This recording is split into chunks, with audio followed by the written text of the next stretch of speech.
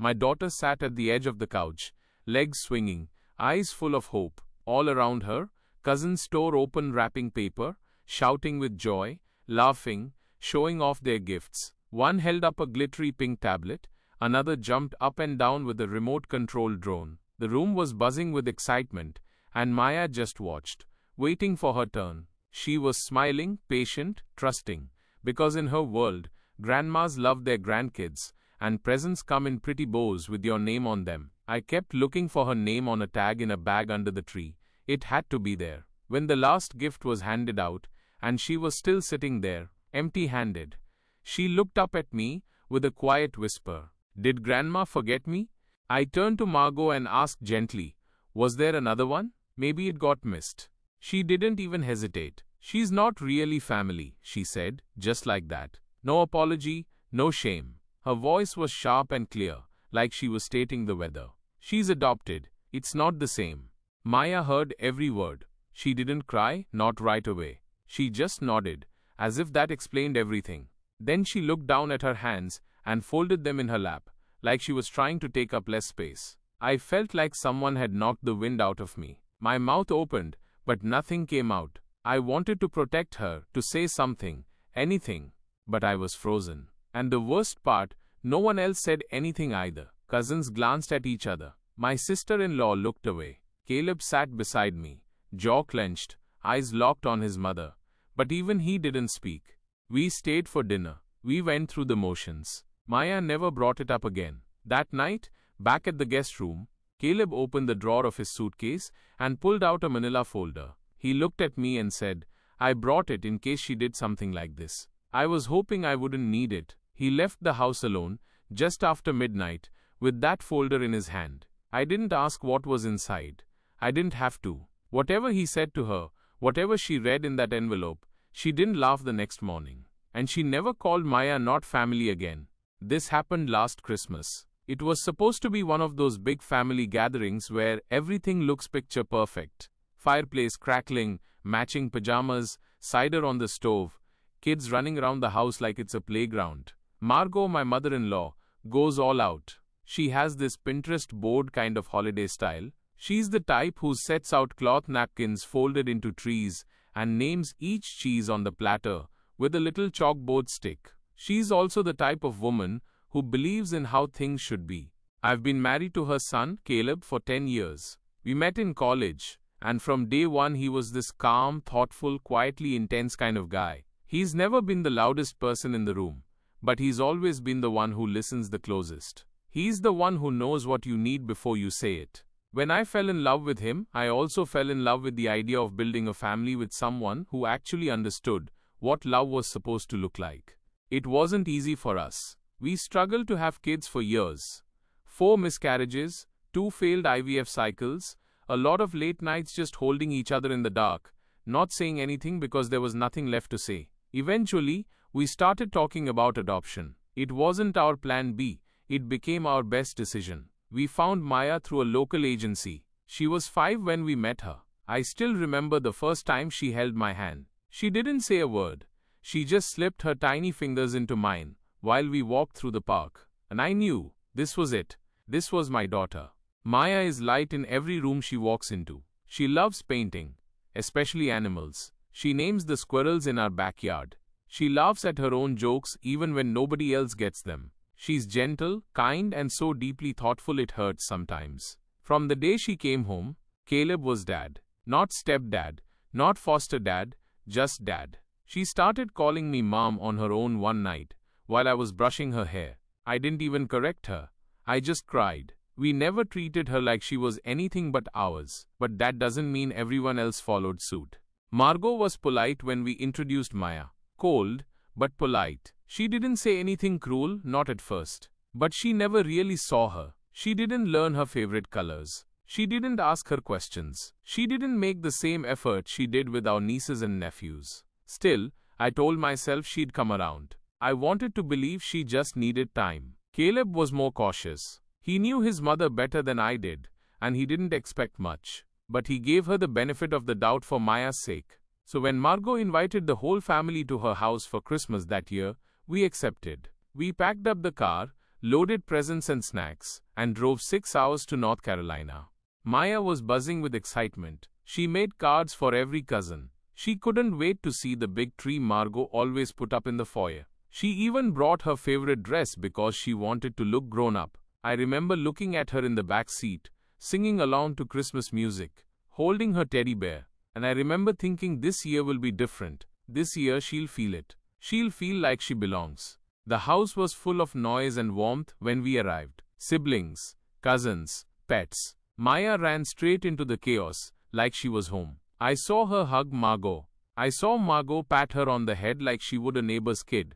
Not unkind, but distant. Still, I smiled. I held on to hope. Maybe it was just awkwardness. Maybe love doesn't come naturally for everyone. But that doesn't mean it won't come eventually. I helped with dinner. Caleb played with the kids. Maya helped pass out cookies shaped like reindeer. Everything looked right. Everything felt almost normal until the next morning. Until the gifts. Until my daughter sat in a circle of children opening presents, watching them unwrap joy, while her own hands stayed empty. And everything I had been hoping for shattered right in front of me. We'd finished breakfast and all the kids were buzzing because it was gift time at Margot's house. That wasn't just a thing. It was the thing. She made a whole event of it. She stacked the presents under the 12-foot tree, color-coded wrapping paper, had the kids sit in a circle, and passed out the gifts one by one while everyone watched. Maya was practically bouncing with excitement. She kept looking toward the tree, then back at me whispering, "I think mine's the purple one with the snowman on it." I smiled and nodded, even though I hadn't seen her name on any of the tags. I tried to ignore that gnawing feeling in my chest. Maybe hers was hidden behind the tree. Maybe it was still in the guest room closet. Maybe Margot was saving it for last. The gifts started flying open. Squeals, giggles, everyone holding up new toys, gadgets, glittery jackets. Maya clapped for each cousin like it was their birthday. Then the pile under the tree started shrinking fast. 5 kids, 10 gifts, then 3 kids, 2 gifts, 1. None with Maya's name. And she noticed. She turned to me with a soft voice. "Did Grandma forget mine?" I looked around, pretending to search. "Maybe it's still under there," I said. That's when I stood up and asked Margot directly, "Hey, is there one for Maya that didn't make it out here?" Margot didn't look surprised. She looked annoyed, like I was making a scene, like I had broken some unspoken rule by asking. She looked right at Maya and said, "She's not really family." I didn't think it was appropriate. Silence. Not shocked silence. Complicit silence. One of the cousins started fiddling with their ribbon. My sister-in-law cleared her throat and busied herself with the trash bag for wrapping paper. No one looked at me. No one looked at Maya. I looked down at my daughter. Her face didn't crumble. She didn't cry. She just blinked slowly, like she was trying to figure out what she did wrong. And then, God, it was the way she nodded, just a quiet, almost imperceptible nod, like she understood something she shouldn't have to understand. I knelt beside her. My hands were shaking, but I tried to keep my voice steady. "You did nothing wrong," I whispered. She nodded again, forced a smile. "It's okay, Mummy. Maybe next year." I don't know how I didn't break right there.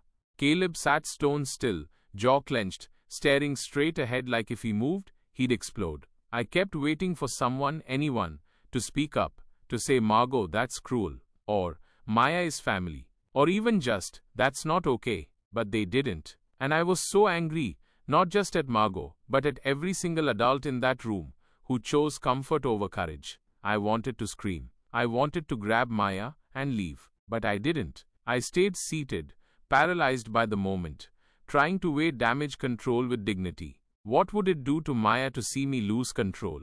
What would it do to Caleb if I went head-to-head with his mother in front of the whole family? So I stayed silent, and in doing so, I felt like I'd betrayed my own daughter.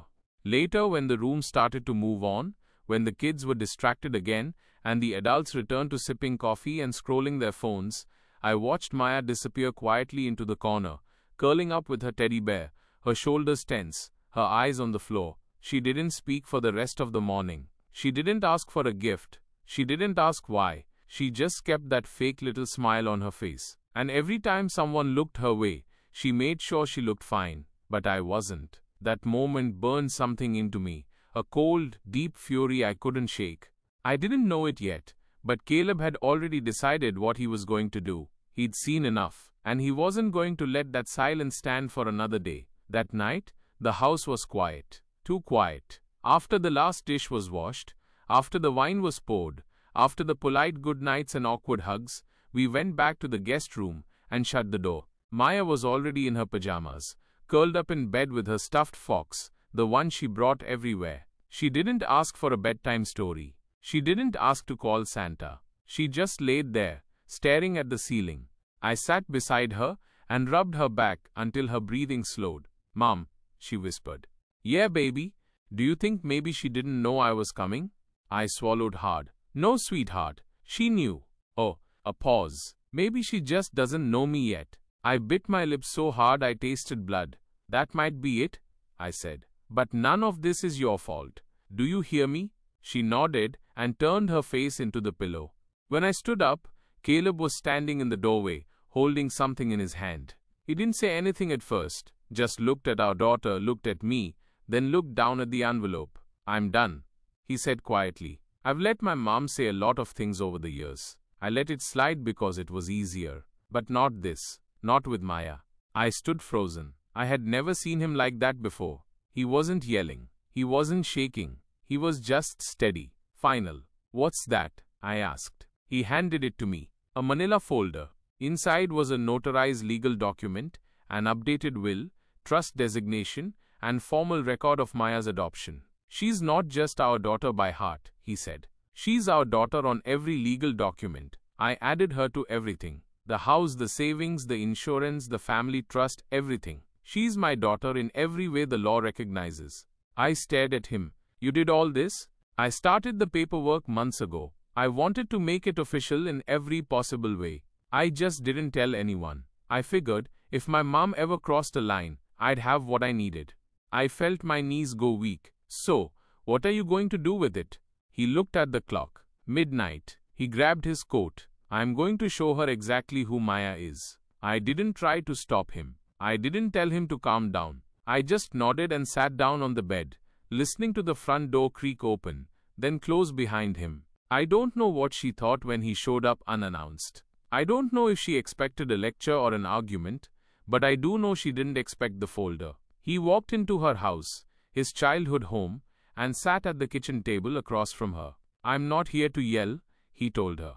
"I'm not even here to ask for an apology. I'm here to give you a choice." He slid the folder across the table. She opened it. He watched her face as she read. He told her, "This is Maya's name in every legal place that matters. If you want to keep pretending she's not family, that's your choice. But if that's your choice, then I'm not your son anymore, because I won't raise my daughter in a family that treats her like a guest." She tried to interrupt. He didn't let her. He told her about the way Maya clapped for her cousins, about how she hugged her and called her grandma, about how she went to sleep wondering what she did wrong. Then he said, "You've got one shot to fix this one, because next Christmas we'll be somewhere else." And then he stood up and left. Back in our room, he didn't say much, just laid down beside me and took my hand. I didn't sleep. I stared at the ceiling, just like Maya had, thinking about how many times I'd kept the peace at the expense of my child.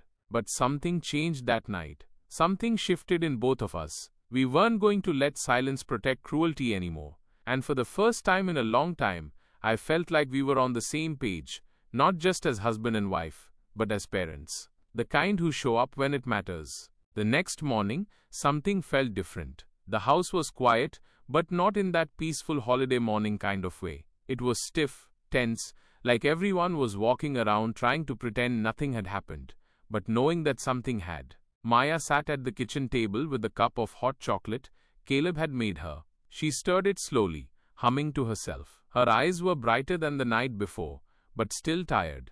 I was just about to ask her if she wanted to go for a walk when we heard a knock on the guest room door.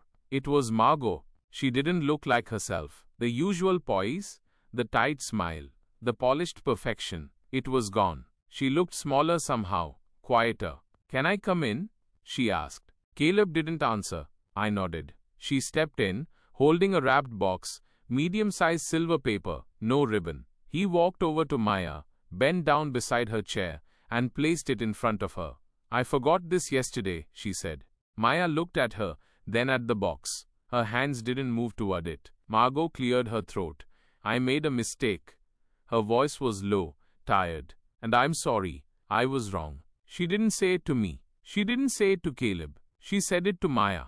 I let something in my head convince me that family is just blood. But I forgot that family is love. And you've loved me from the start, more than I deserve. Maya glanced at me, unsure. I gave her a little nod. She carefully unwrapped the gift. Inside was a set of watercolor paints, professional grade, not the kitty kind, a fresh sketchbook, and on top, a card. She opened it and read quietly. Her lips moved, but I couldn't hear the words. Then she looked at Margot. You want me to draw you something? Margot's eyes filled with tears. I'd like that very much. Maya nodded. Okay. No smile, no dramatic reunion, just a simple okay. But that okay meant everything. After Margot left the room, I turned to Caleb. He didn't look smug. He didn't say, I told you so. He just let out a long breath and sat down beside me. You think it'll last? I asked. He shrugged. I don't know, but it's a start. That night, before bed, Maya drew something in her new sketchbook. A little girl holding hands with two taller figures, a man and a woman. Behind them was a house with a tree, and in the sky, she'd drawn a sun with a smiling face. She titled it, Home. She showed it to Caleb, and he kissed her forehead. That's exactly what we are. A few days later, after we'd driven back home and unpacked our bags, a small envelope arrived in the mail.